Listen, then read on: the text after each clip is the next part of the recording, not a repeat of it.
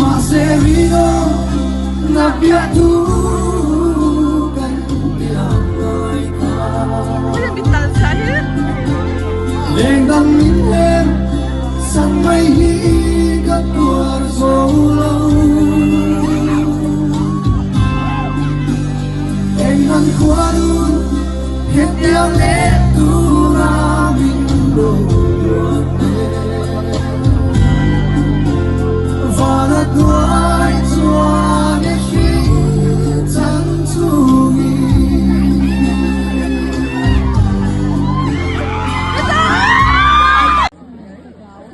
Pusi sanga famta kha kami chenna veng khani a ala satur khani nim request video chu chu sai han kan lo salo ko ngai lo in sir na mo vana tuai chuange ka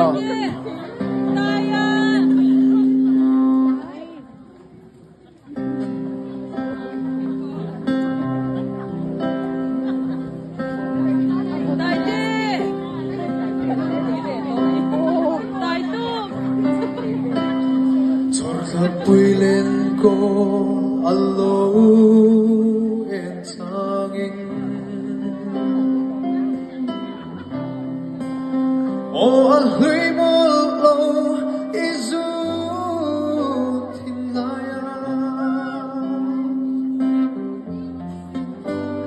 ludi gai song o anna vong vong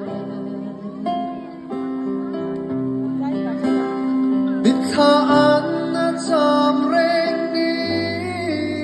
sakmewoy Maserirong na piatugan tiamay ka Legdam minher san may higat tuar solo Engan kuanun hetiang letu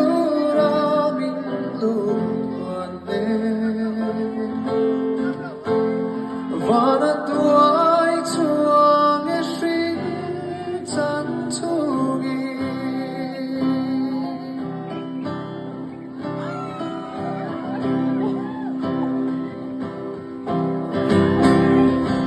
Iyong silo isa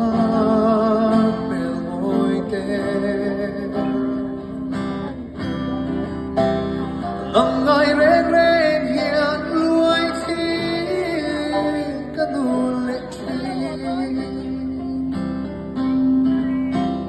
Lindam chai zai re karel thi silo Tuan thiam har nge ariang san zong Maserirong na piatugan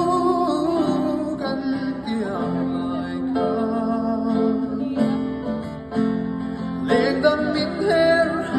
san may higat tuar solo